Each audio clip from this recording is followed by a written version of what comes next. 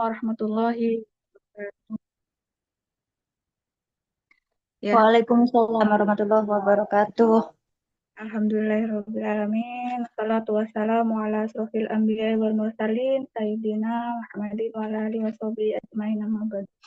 Rabbi shrah sadri wa yassir li amri wa hlul 'uqdatam min lisani yafqahu qawli amma ba'd. Ya, alhamdulillah ya. Pertama-tama kita panjatkan puja dan puji syukur kita hanya kepada Allah Subhanahu wa taala karena pada malam hari ini kita diberikan kesempatan oleh Allah untuk eh, bersua kembali ya, bertemu kembali dalam forum yang insya Allah dirahmati oleh Allah ya. Ya, tidak henti-hentinya kita selalu memohon ampunan kepada Allah, tidak henti-hentinya kita selalu meminta perlindungan kepada Allah ya.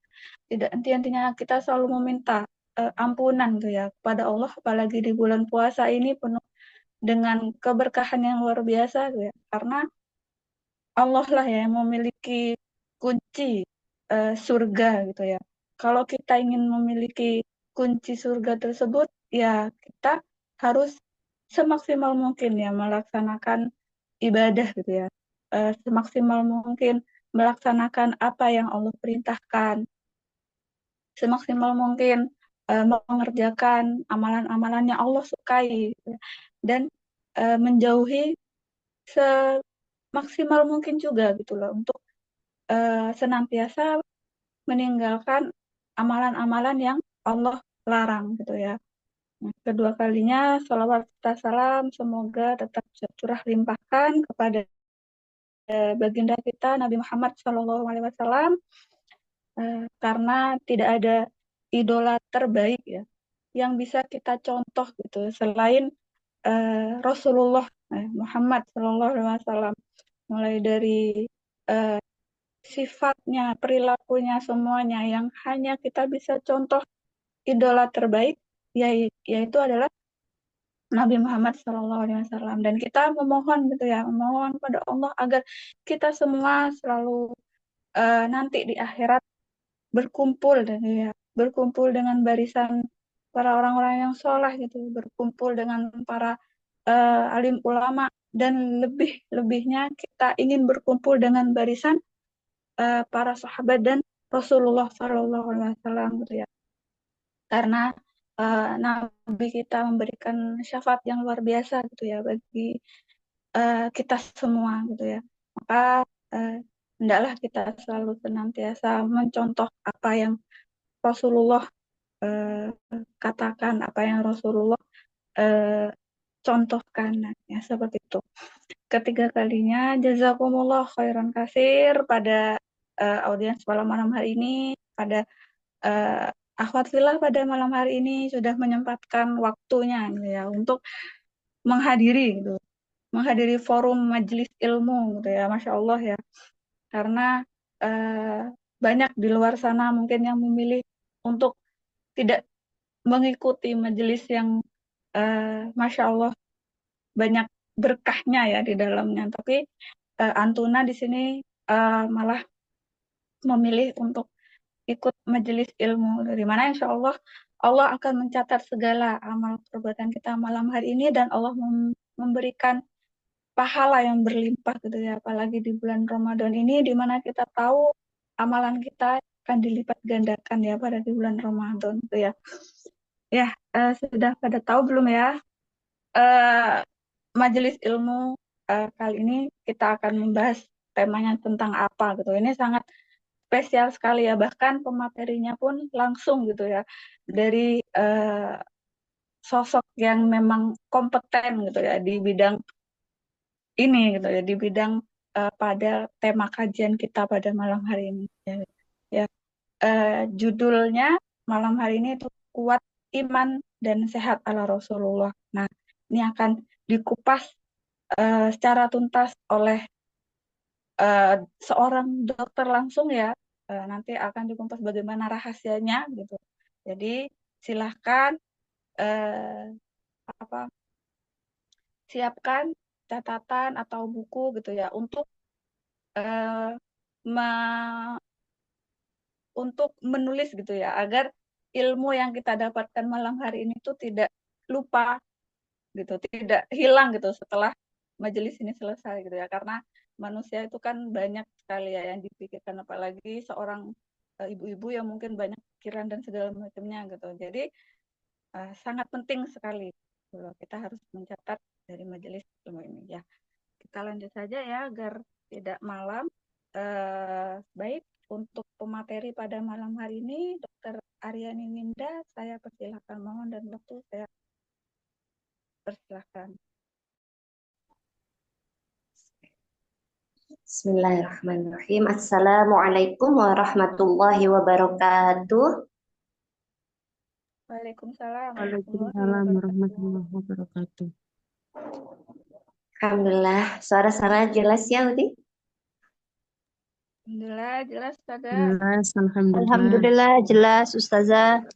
Alhamdulillah. Baik. Bismillahirrahmanirrahim. Alhamdulillahirabbil alamin. Alhamdulillahilladzi arsala rasulahu bil huda wa dinil haqq lidrahu 'ala ad-dini kullih wa kafa billahi syahida. Asyhadu an la ilaha illallah wa asyhadu anna Muhammadar Rasulullah. Qala Allah Ta'ala fil Qur'anil Karim, a'udzu billahi minasyaitonir rajim. Ya ayyuhalladzina amanu kutiba 'alaikumus shiyam kama kutiba 'alal ladzina min qablikum la'allakum tattaqun. Al-ayah. Shadaqallahul 'azim. Alhamdulillah wa syukurillah, Masya Allah, luar biasa di malam hari ini Allah berikan kita nikmat sehat, nikmat sempat, dan nikmat semangat masih menuntut ilmu untuk thalabul ilmi di batch 5-nya Kifa ya ini ya, Masya Allah ya, ini acara luar biasa dari Majelis Taklim An-Nisa ya. Ada acara untuk kajian intensifnya Ramadan ya, Masya Allah. Gimana kabarnya di malam hari ini? Sehat semua?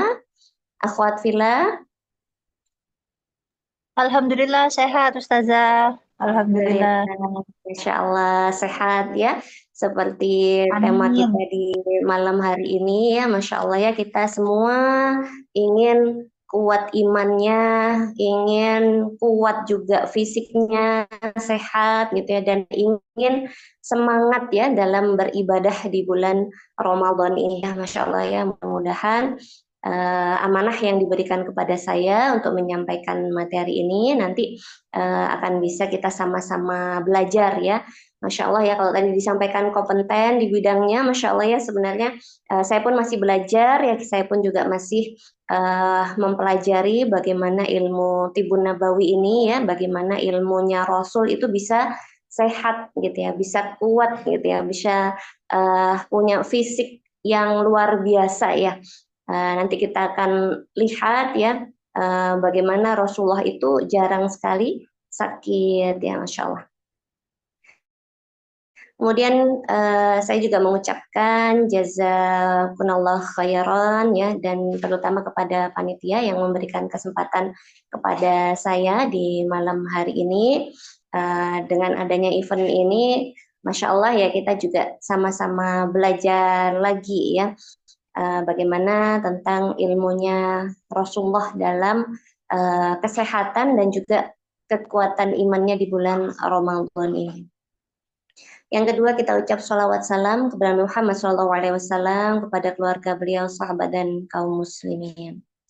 Baik, kita langsung mulai saja di malam hari ini ya, karena sudah jam 8 lebih seperempat. Mungkin ada slide-nya, Uhti, dari host-nya atau mungkin dari operatornya. Sepertinya di layar saya masih belum tampak ya. Apakah sudah bisa muncul untuk PowerPoint-nya?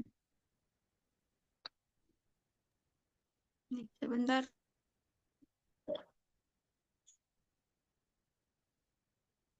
Ya, Masya Allah ya. Nah, ini insya Allah cita-cita kita semua ya, kita ingin puasa ini kita bisa sehat, iman kita bertambah kuat, dan ibadah kita juga terus semangat gitu ya. Slide yang kedua. Ya, nah ini ya, Masya Allah ya, kalau kita bicara tentang kesehatan, sepertinya rekor itu dipegang oleh Nabi Muhammad SAW ya.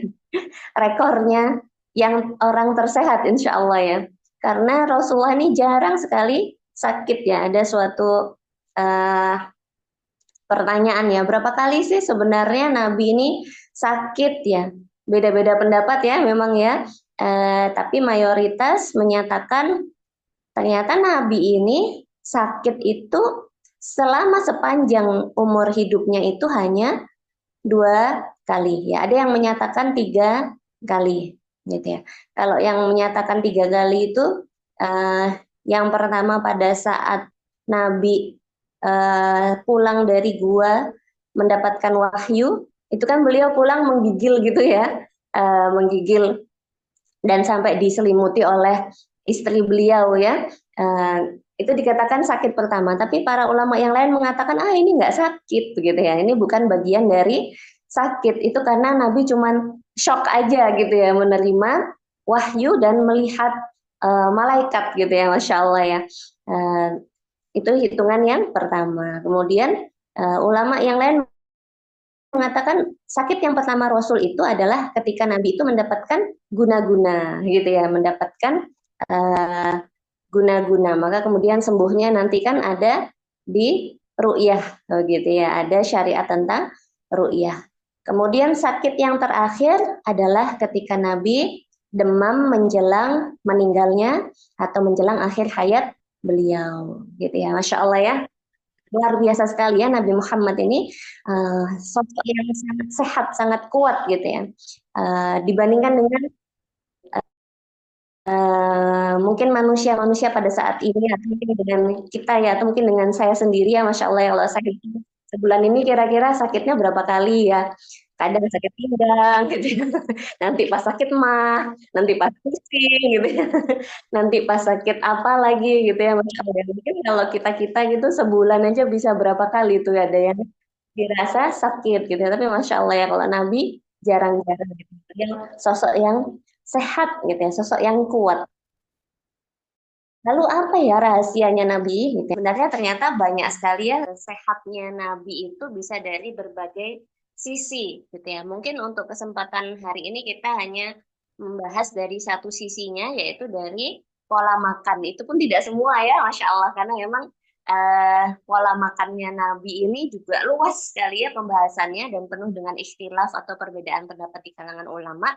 Nah, ini kita bahas yang mungkin tidak ikhtilaf ya, insya Allah ya. Yang pertama, tentunya Nabi itu makan selalu yang halal dan thayyib gitu ya. Yang halal dan thayyib. Kemudian Nabi selalu berdoa ya, baik sebelum ataupun sesudah makan gitu ya. Kalau kita melihat thayyibnya makanan beliau, thayyib itu artinya apa? Mungkin kalau kita sering dengar Bang Toyib gitu ya. Toyib itu artinya baik ya.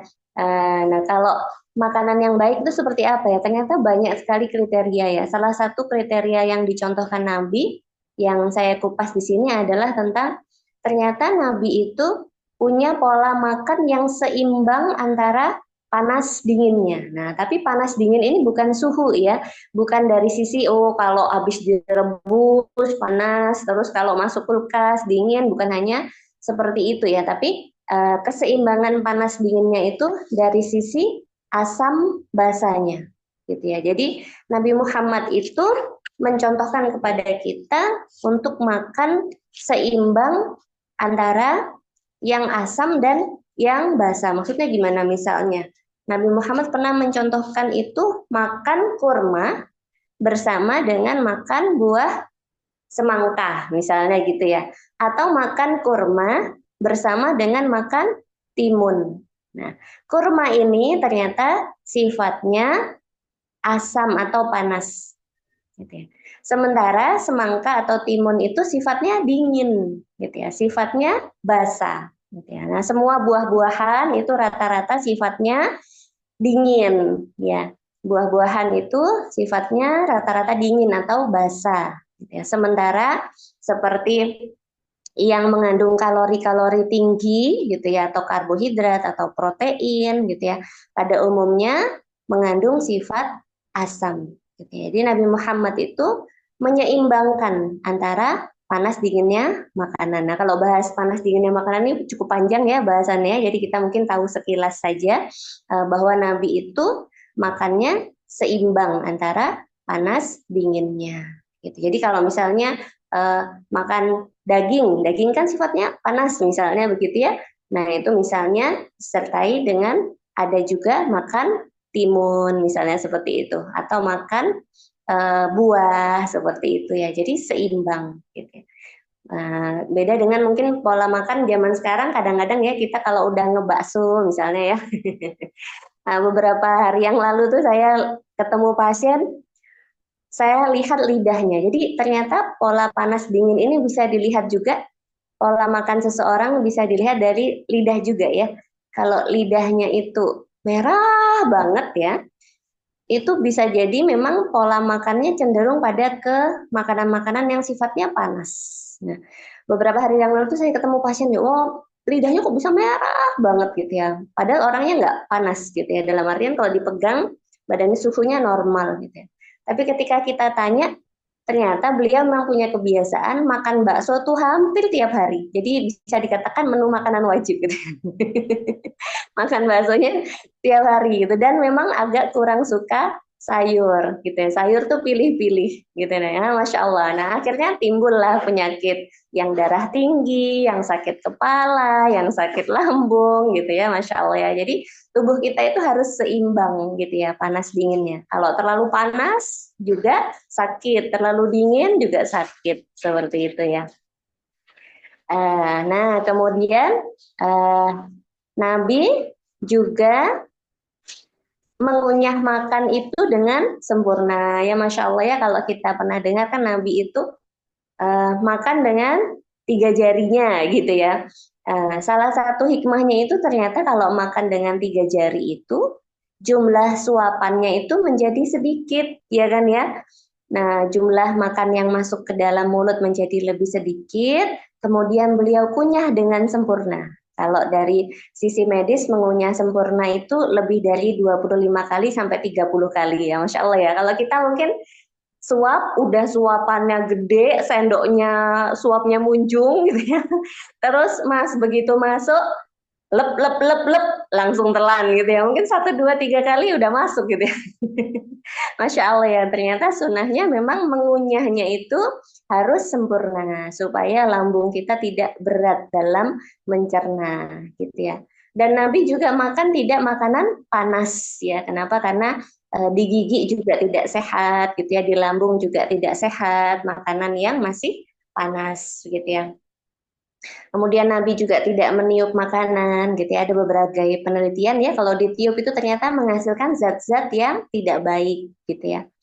Kemudian Nabi makan tidak bersandar. Nah, kadang-kadang kita kalau makan sambil sendenan gitu ya, sambil senderan ke tembok. Nah, itu ternyata juga kalau kita tidak tegak lurus, nah kayak di gambar ini ya, di gambar itu ada gambar yang makan, udah di sampingnya mangkoknya ada 3 mangkok gitu ya. Terus habis itu dia sambil apa? Setengah baring kan gitu ya, setengah tidur gitu ya, nggak anu ya, apa tidak tegak ya. Jadi posisi makan yang benar adalah posisi tegak, kemudian tidak bersandar gitu ya. Kalau itu udah bukan hanya bersandar tuh ya, hampir tidur gitu ya. Maka seperti itu tidak baik ya pencernaannya. Gitu ya. Kemudian berhenti makan sebelum kenyang ya, Masya Allah. Ini yang berat ya kayaknya ya. Kalau kita mungkin kalau belum kenyang kayaknya nggak berhenti-berhenti. Wah, ini yang luar biasa ya. Kalau kita lihat ceritanya, Nabi dulu itu kan pernah mendapatkan hadiah dokter ya. Pernah dapat hadiah dokter dari Heraklius kalau saya tidak salah ya. Waktu itu dokternya tuh sampai bingung gitu ya, kenapa ya kok nggak ada pasien gitu. Jadi bayangin ya kalau sekarang dokter itu laris gitu ya, klinik-klinik rame biasanya karena banyak yang berobat. Nah, di masanya Nabi dan para sahabat, Nabi itu dihadiahi dokter, ternyata dokternya tuh nggak laku. Dokternya nggak ada yang datang gitu ya, nggak ada pasiennya gitu ya. Nah, kemudian si dokternya ini nanya gitu ya, kok nggak ada yang sakit ya gitu ya, kok nggak ada yang sakit ya gitu ya. Ternyata katanya Nabi, karena kami adalah umat yang berhenti makan sebelum kenyang gitu. Jadi Masya Allah ya, ini suatu rahasia sehat yang luar biasa dari Nabi ya.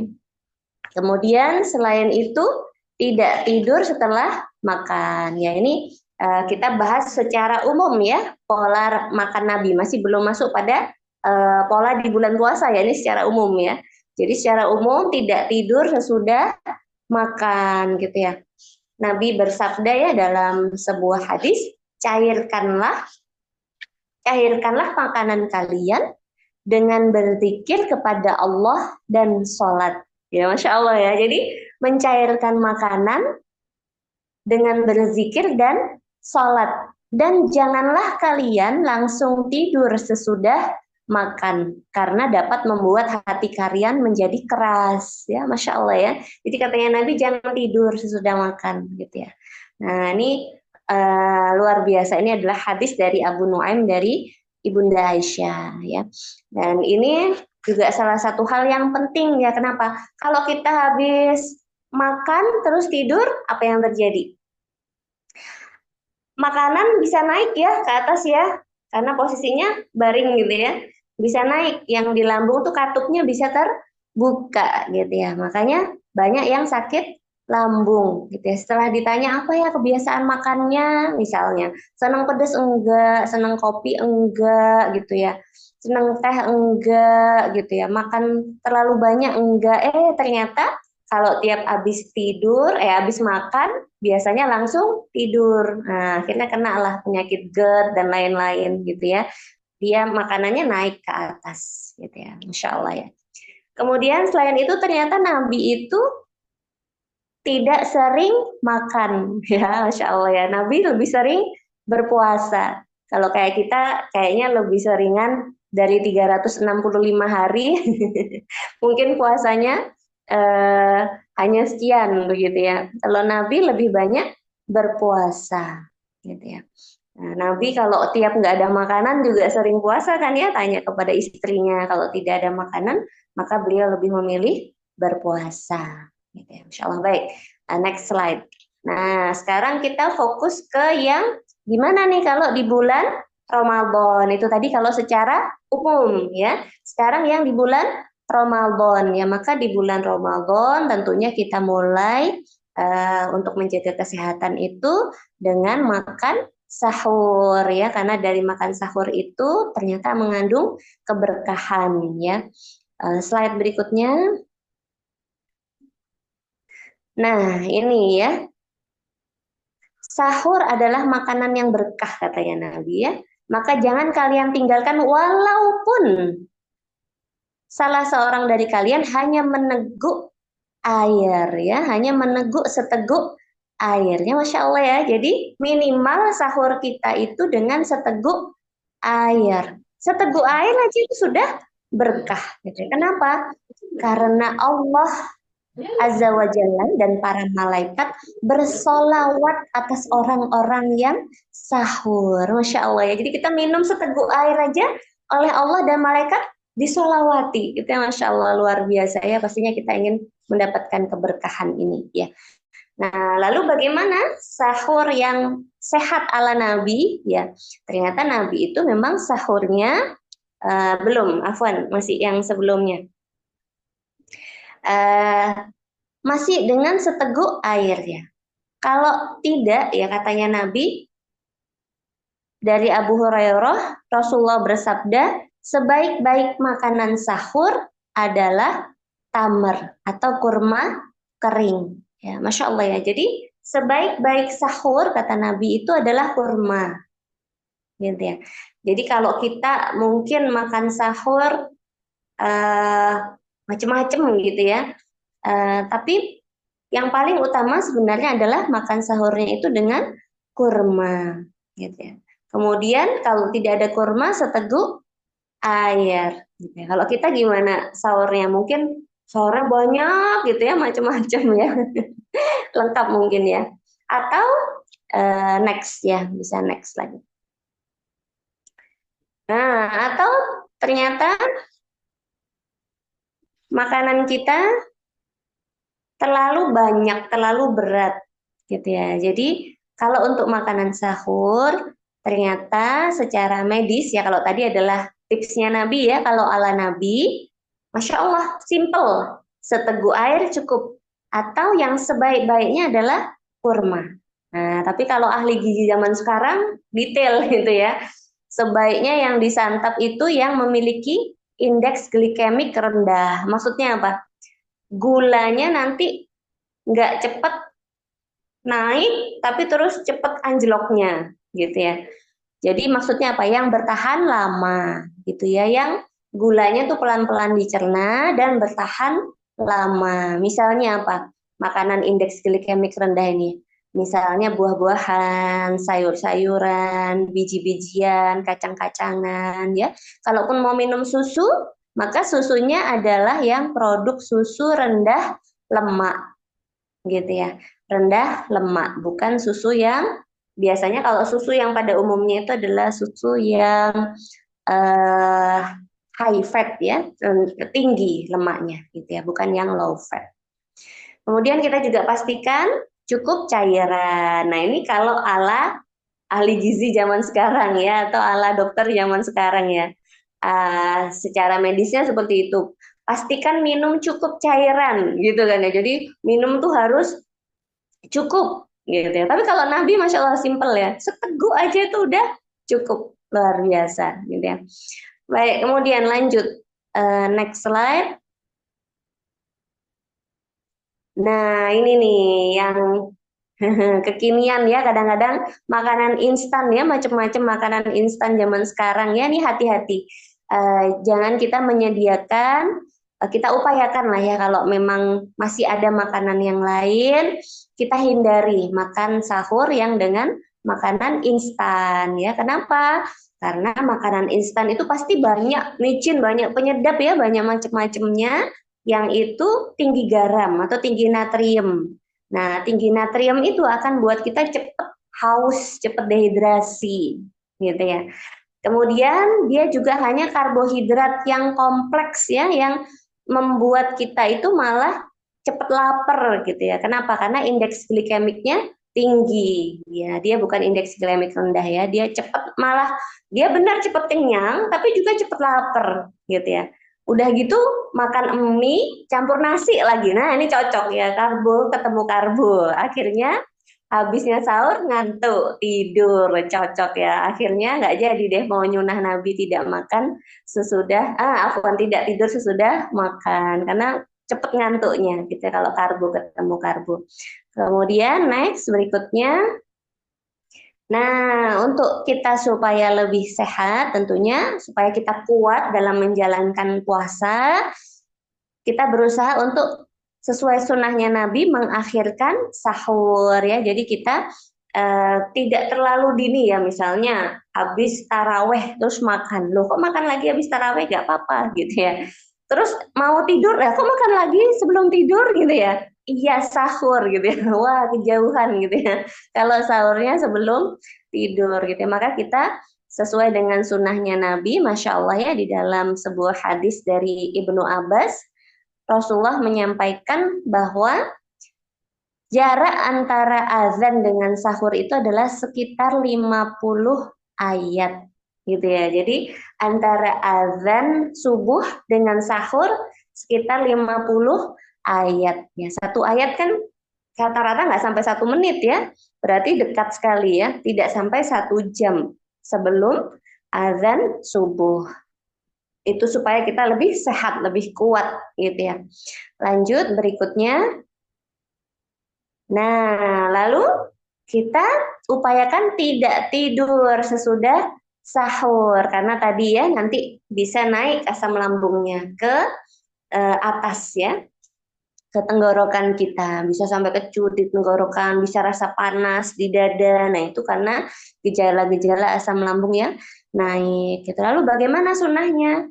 Ternyata sesudah sahur itu yang diperintahkan untuk kita adalah memperbanyak istighfar, memperbanyak doa. Kalau masih sempat juga kita sempat sholat gitu ya, Masya Allah ya. Next berikutnya.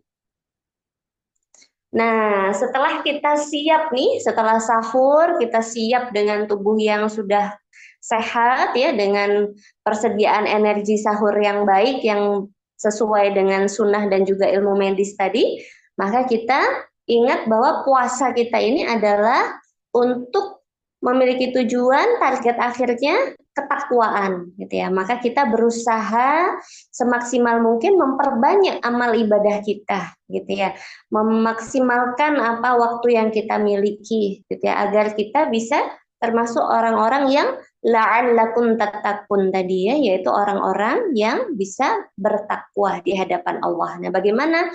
Tentunya memperbanyak amal itu salah satunya next ya adalah dengan memperbanyak tilawah ya. Di dalam sebuah penelitian ya, Masya Allah ya, ternyata tilawah ini juga sangat berpengaruh bagi kesehatan kita ya. Tidak hanya dari sisi keimanan meningkat dengan tilawah, ternyata tilawah itu juga bisa meningkatkan kesehatan fisik kita ya. Dalam sebuah penelitian dari Profesor Dr. Susan ya, ternyata tilawah itu nantinya akan memperbaiki sel-sel darah merah kita, gitu ya, Masya Allah ya. Jadi memperbaiki sel-sel darah merah. Kemudian bahkan sel kanker, kalau ada sel kanker, itu sel kankernya bisa bunuh diri, Masya Allah ya, apoptosis istilahnya. Jadi diperdengarkan tilawah, dan yang utama ternyata dari penelitian yang lain lagi ya, yang paling baik itu adalah tilawah yang dibacakan oleh diri kita sendiri, gitu ya. Sepanjang tilawah itu sesuai dengan tahsin dan tajwid dan kaidah-kaidahnya ya, Masya Allah ya, ini luar biasa ya. Bahkan kalau ada penelitian zaman dulu, zamannya COVID, tilawah itu juga bisa sebagai penangkal gitu ya, Masya Allah ya, sebagai vaksin. Next ya. Nah, ini Masya Allah ya, sebuah peringatan bagi kita. Akrabnya orang-orang soleh terdahulu dengan Al-Quran itu seperti akrabnya generasi sekarang ini dengan handphone ya, kebayang ya kita ya. Kalau orang zaman dulu yang dipegang, yang dilihat, yang dikulik-kulik itu Qurannya terus gitu ya. Yang dibaca Qurannya terus gitu ya. Sementara kalau orang zaman sekarang dikit-dikit scroll HP, dikit-dikit scroll HP, dikit-dikit buka WA, dikit-dikit buka medsos gitu ya. Itu adalah keakraban kita dengan HP kita masa sekarang gitu. Nah, ini Al-Quran kita nih tersaingi ya. Nah, mudah-mudahan di bulan Ramadan ini kita bisa mengganti akrabnya, kita lebih akrab ke Al-Quran daripada akrab ke HP kita, gitu ya. Next ya.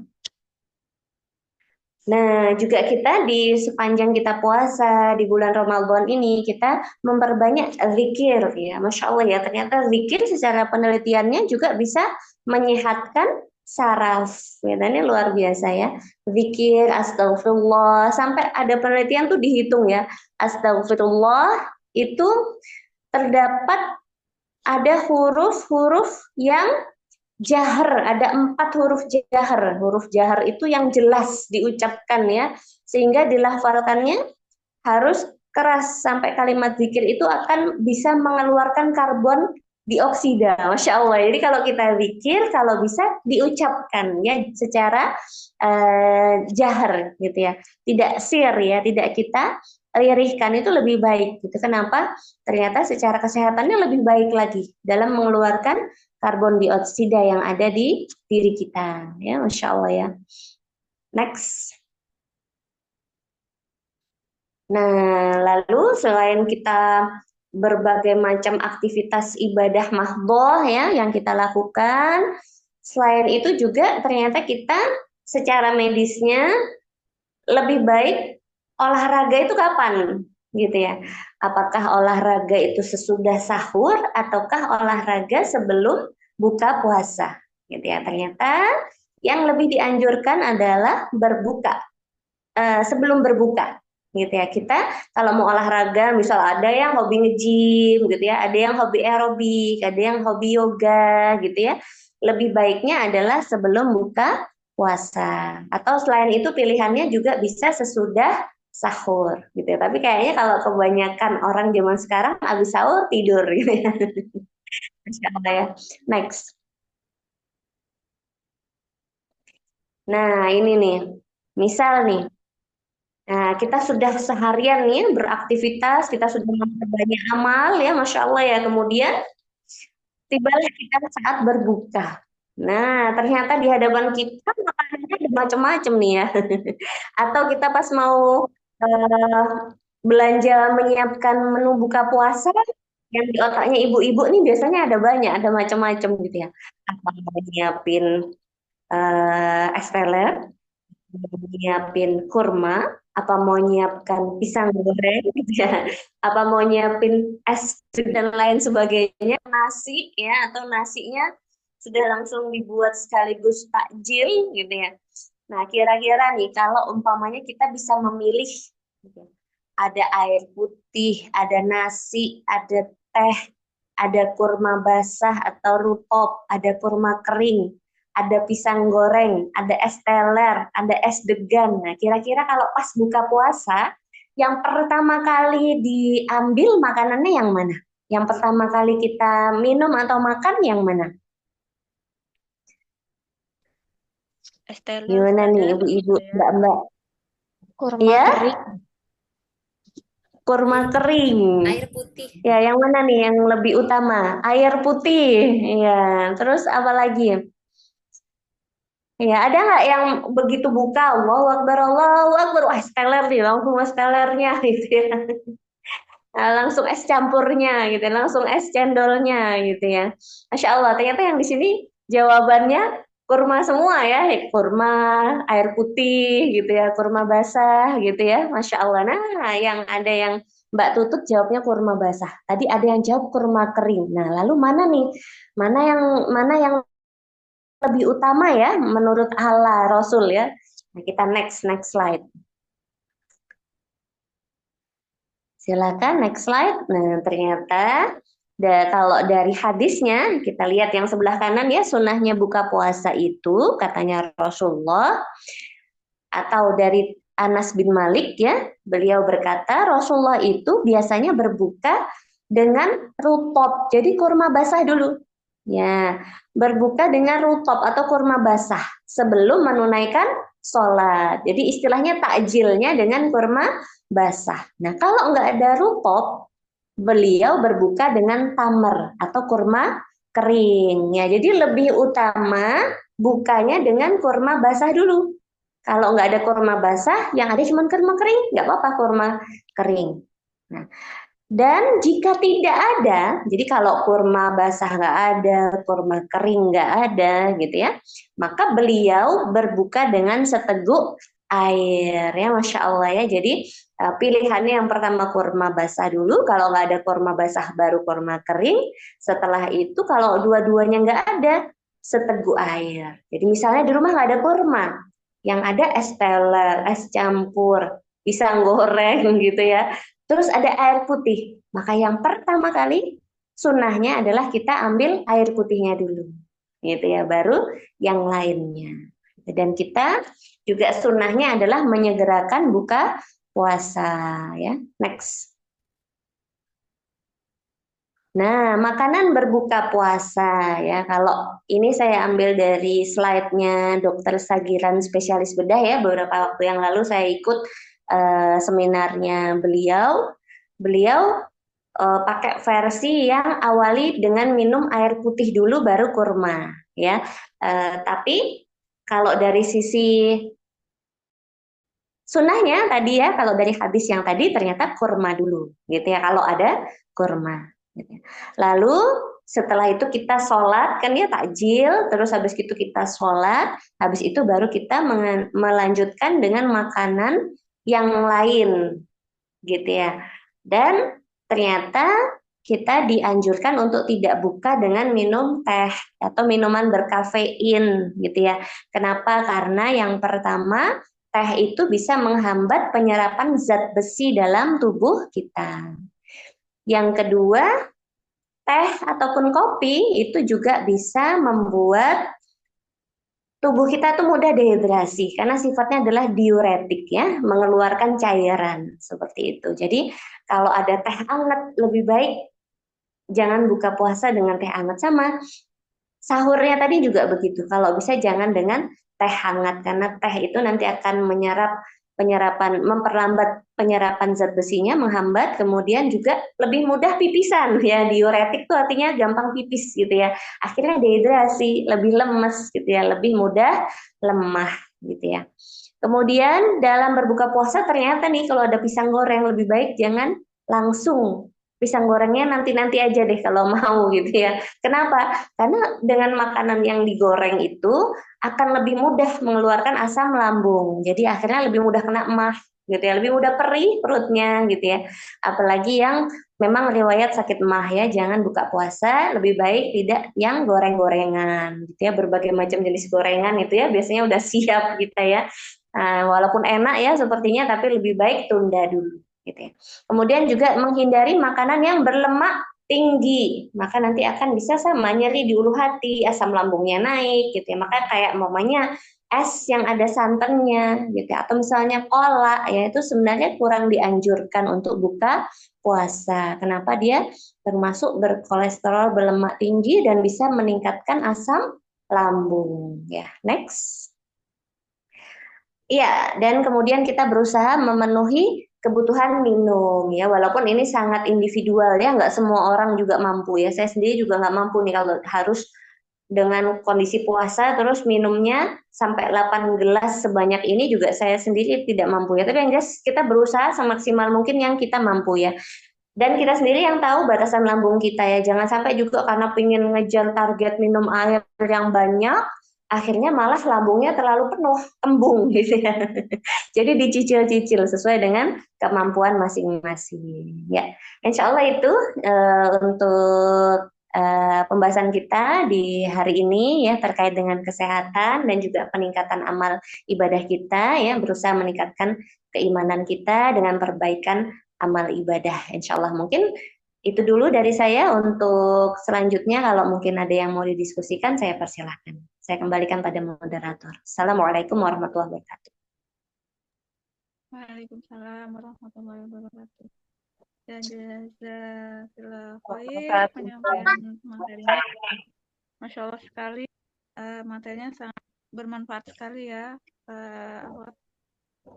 Mungkin di sini saya buka, ada waktu masih ya. Mungkin ada dari beberapa akhwat yang mau diskusikan atau mau bertanya.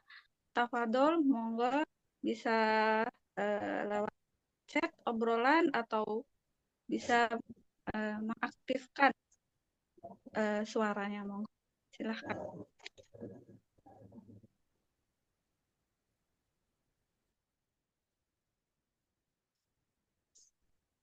Sepertinya lagi buka puasa kedua ini mungkin Uti. Biasanya jam segini. Lagi pada sambil buka puasa kedua mungkin, lagi sambil makan ya mungkin ya. Atau pada udah tidur ini. Ya, Insya Allah ya. Ya, monggo. Ada yang mau bertanya mungkin?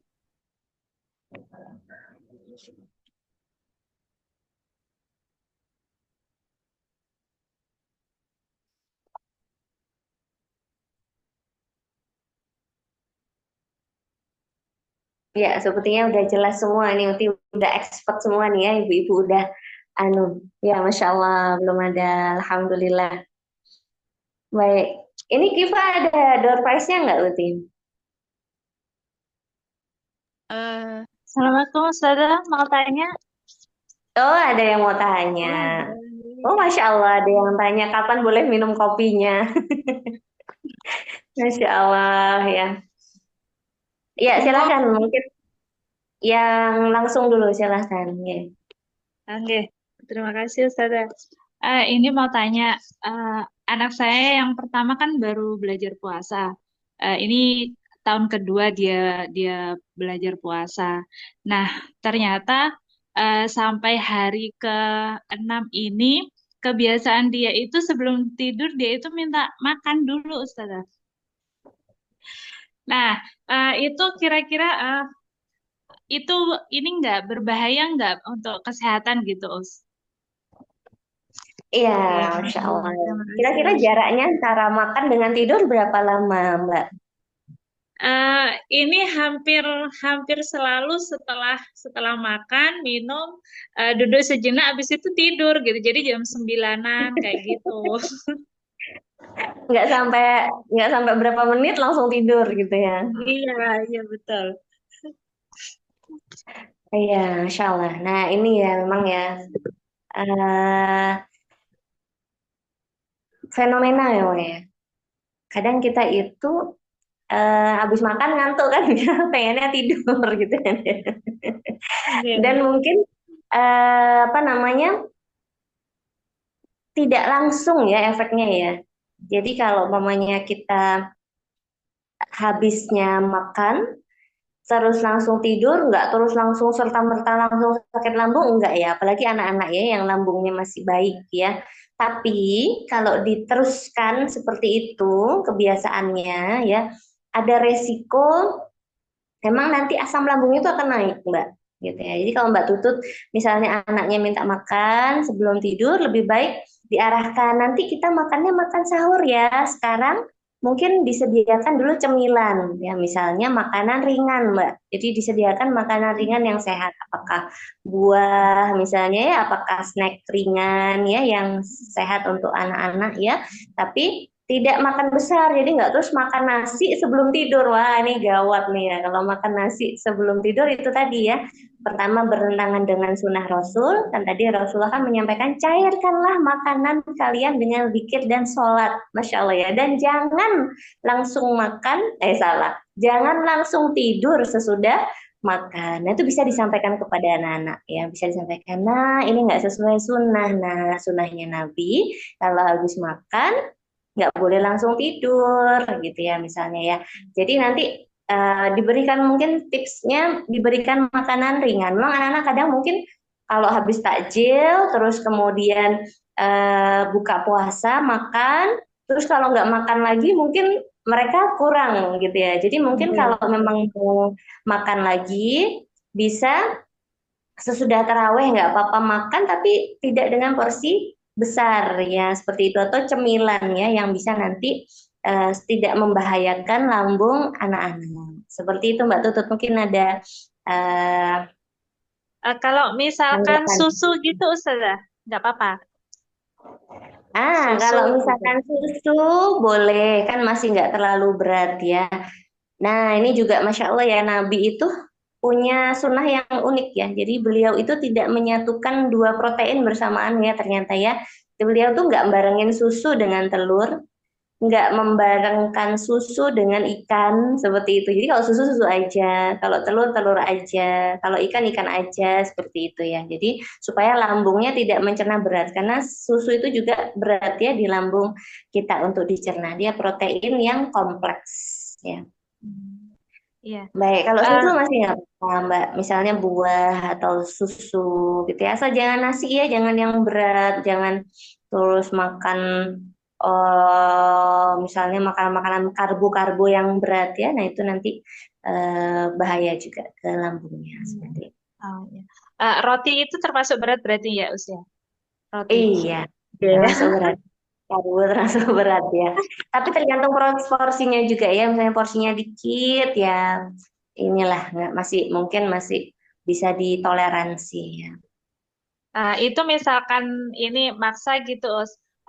Maksimal berapa jam dia sudah dibolehkan tidur gitu, Us? Nah, ini ya kalau secara medis sebenarnya lambung itu pada umumnya kalau pencernaannya baik ya 2 jam itu makanan akan turun ya.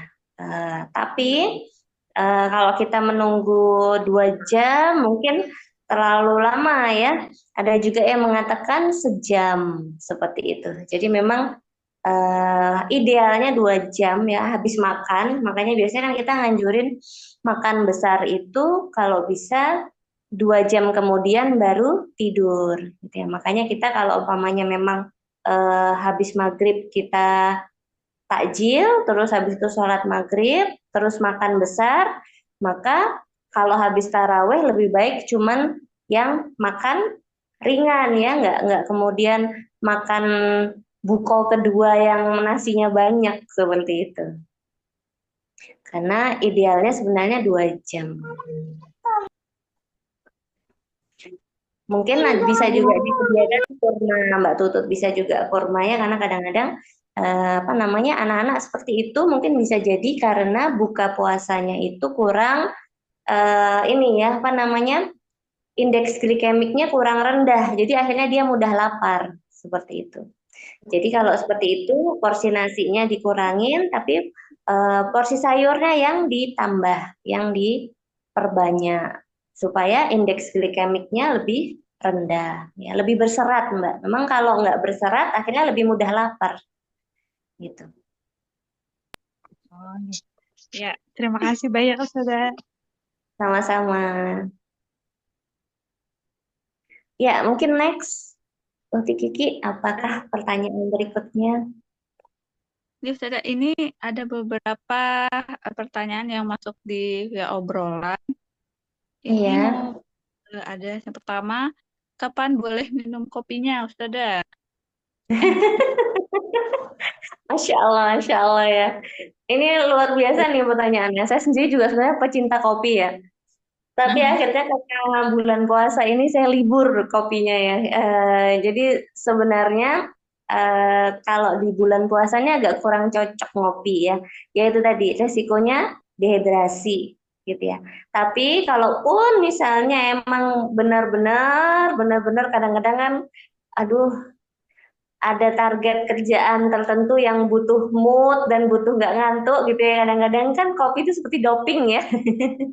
Apalagi yang udah terbiasa setiap hari ya, gitu yang udah terbiasa ngopi tiap hari itu berat gitu ya. Kalau kayak saya sih mungkin ngopinya seminggu sekali, seminggu 2 kali. Kalau pas kepingin banget baru 3 kali, 4 kali. Itu mungkin masih bisa nyetop nggak ngopi sama sekali nih bulan Ramadan gitu ya. Tapi kalau misalnya memang nggak bisa di stop, ya yang penting tidak pas di saat sahur dan buka gitu ya. Tidak pas saat sahur dan buka puasa seperti itu. Baik, ini pertanyaan selanjutnya Ustazah. Baikkah kalau setelah sholat tahajud kita tidur lagi? Nah, itu bagaimana Ustazah? Iya, Masya Allah. Kalau sholat tahajud tidur lagi boleh. Asalkan habis itu tetap bangun sahur dan bangun subuh gitu ya. Tapi kalau habis tahajud tidur lagi terus bablas, nggak sahur, nggak apalagi nggak subuh, wah itu malah ini ya. Kalau setelah tahajud tidur lagi boleh, gitu ya. Bahkan sholat malam, qiyamul lail, tarawih ini kan sebenarnya dia qiyamul lail ya, gitu ya. Tapi dia eh, dikerjakan langsung setelah sholat isya ya. Setelah qiyamul lail, setelah tarawih kan kita tetap tidur lagi, gitu ya. Setelah sholat sunnah tidur lagi nggak masalah. Yang penting tetap sahur ya, tetap sholat subuhnya, gitu ya. Yang utama ya sahurnya tetap kita upayakan. Atau kalau memang mau lebih mudah supaya nggak terlewat ya bersamaan ya antara waktu sahur dan waktu tahajud itu kita dekatkan dengan subuh itu lebih aman ya. Jadi nggak resiko kebablas ya. Tapi kalau dari sisi kesehatan nggak masalah. Kalau dari sisi kesehatan nggak masalah. Baik, ini ada pertanyaan, sepertinya pertanyaan terakhir Ustazah. Iya. Bagaimana menjaga berat tubuh anak saat berpuasa agar tidak terlalu turun? Ini tips Oh, biar Masya Allah. Barakallah. Iya, baik. Memang kalau untuk pada umumnya kita ketika berpuasa itu berat badan akan turun. Ya, itu wajar. Yang nggak wajar kalau habis puasa kok malah naik. Nah, ini ya itu yang bahaya. Wah, jangan-jangan ternyata buka puasanya balas dendam gitu kan ya. Semua dimakan gitu ya, terlalu banyak gitu ya. Jadi kalau anak-anak habis puasa ternyata turun tuh wajar gitu ya.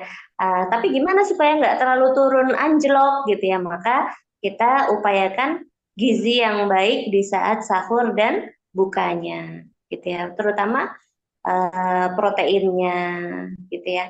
Kalau kita perbanyak di karbonya kan resiko nanti ya ke gula darahnya mereka ya, atau kalau kita perbanyak gula juga resiko ya ke gula darahnya mereka. Jadi ya memang untuk menjaga berat badannya di protein yang cukup gitu ya, gizi yang seimbang gitu ya.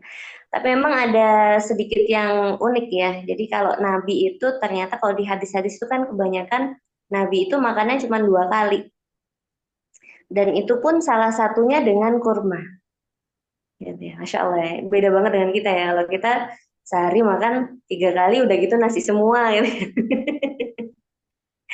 Ya, jadi Masya Allah ya. Dan kalau saya baca-baca nih sekarang ada teori yang unik juga ya. Ternyata kalau kita gabungin semua, itu juga berat untuk tubuh kita gitu ya. Misal nih gabungin semua, nasi, protein, ikan, ayam, sayur, plus susu lagi, itu dimakan bersamaan, plus buah lagi bersamaan. Itu ternyata kalau penelitian yang baru-baru ini malah nggak dianjurin gitu ya. Kalau dulu kan teorinya 4 sehat 5 sempurna gitu kan ya. Kalau teori yang baru-baru ini ternyata eh, protein plus sayur saja itu lebih baik gitu ya.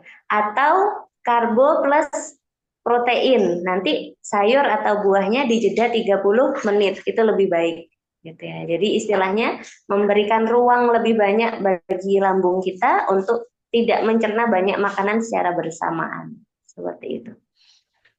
Insya Allah itu.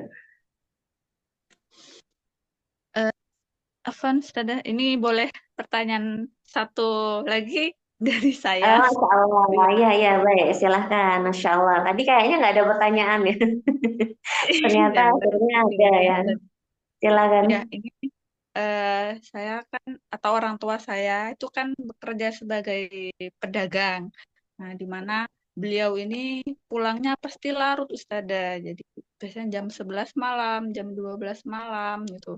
Nah, beliau ini ketika di bulan Ramadan, beliau tuh sering eh, sahur terlebih dahulu gitu. Jadi di jam-jam 12, jam 1 beliaunya itu meniatkan untuk sahur gitu. Karena khawatir beliaunya ini kebablas gitu, Ustaz. Bangun gitu ketika sahur gitu.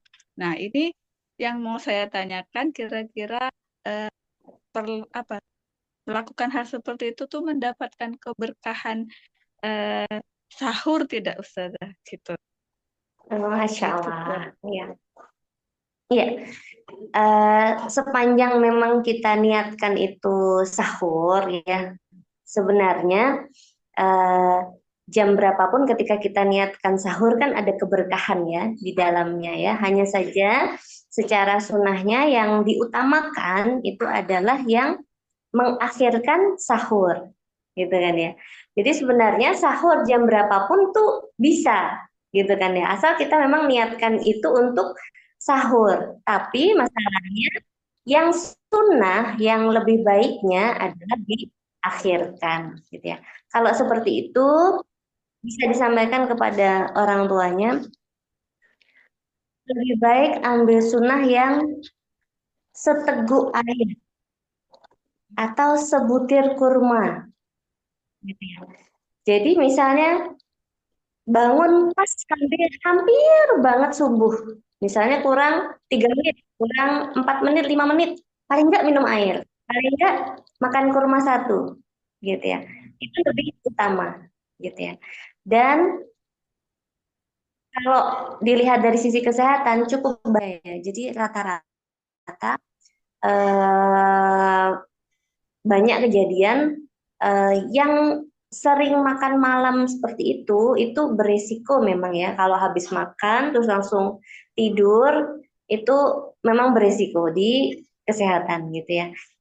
Tapi kalau misalnya memang orang tua tidak bisa disampaikan ya, yang penting diupayakan masih ada jarak antara tidurnya dengan makannya itu tadi gitu, supaya tidak membahayakan dari sisi kesehatan. Ya, insya Syukron, Allah itu. Ustazah. Afwan, jazakallah khair. Atau kalaupun memang mau makan jam-jam segitu, Ti, Ya mungkin anu aja apa namanya makan ringan aja ya, nggak makan berat gitu ya. Apalagi nasi goreng, mie goreng gitu ya. Nggak jam-jam segitu, jam-jam bukan jam pencernaan ya sebenarnya ya, dan juga resiko cepat ngantuk, akhirnya tidur habis makan gitu kan ya, malah nggak sehat jadinya. Ya, Masya Allah, jazakallah khair atas penyampaian materinya, Ustazah. alhamdulillah khair. Ya, mungkin itu saja majelis ilmu kita pada malam hari ini ya. Semoga bermanfaat untuk kita semua ya, apalagi terkait dengan kesehatan. Kesehatannya ala Rasulullah lagi ya. Pasti banyak kemaslahatan, banyak manfaat ya ketika kita mencontoh gitu, apalagi mencontoh idola yang benar-benar terbaik ya di sepanjang hidup kita. Ya, mungkin itu saja majelis ilmu kita pada malam hari ini. Dan satu lagi saya menginformasikan bahwa Majelis Taklim An-Nisa ini banyak sekali kegiatan-kegiatan di bulan Ramadan. Semoga akhwat filah diberikan kesehatan, diberikan kemudahan gitu ya untuk mengikuti kegiatan-kegiatan majelis taklim kita. Ya, ada kegiatan Difabits nanti selanjutnya pada hari-hari nanti akan diinformasikan oleh pengurus. Juga ada kajian anak juga yang nantinya akan kami selenggarakan gitu ya. Nanti bisa para akhwat villa untuk mengikuti. Dan satu lagi nih, eh, dari Majelis Taklim Anissa ini sedang membuka gitu ya, membuka donasi gitu di bulan Ramadan. Jadi buat Antuna yang mau berdonasi untuk buka bersama mungkin, atau untuk berbagi takjil, atau untuk zakat atau infak, nanti bisa menghubungi pengurus Majelis Taklim Anissa gitu ya. Eh, Sekali lagi terima kasih untuk akhwat fillah. Jazakumullah khairan kasir. Saya jazakumullah khairan juga Ustadzah yang menyampaikan materinya dan menyempatkan waktunya pada malam hari ini. Ya, saya Jazakallah selaku khair. moderator ya menyampaikan banyak-banyak terima kasih dan menyampaikan permohonan maaf yang sebesar-besarnya apabila ada tutur kata dari saya yang salah atau menyakitkan akhwat filah gitu ya. Marilah kita tutup majelis ilmu malam hari ini dengan membaca istighfar, astagfirullahaladzim, dan membaca doa kafaratul majelis. Bismillahirrahmanirrahim. Subhanakallahumma bihamdika dan la ilaha illa anta wa atubu ilaik. Ya, eh, saya sebagai moderator mengucapkan terima kasih dan mohon maaf yang sebesar-besarnya. Assalamualaikum warahmatullahi wabarakatuh. Waalaikumsalam warahmatullahi wabarakatuh.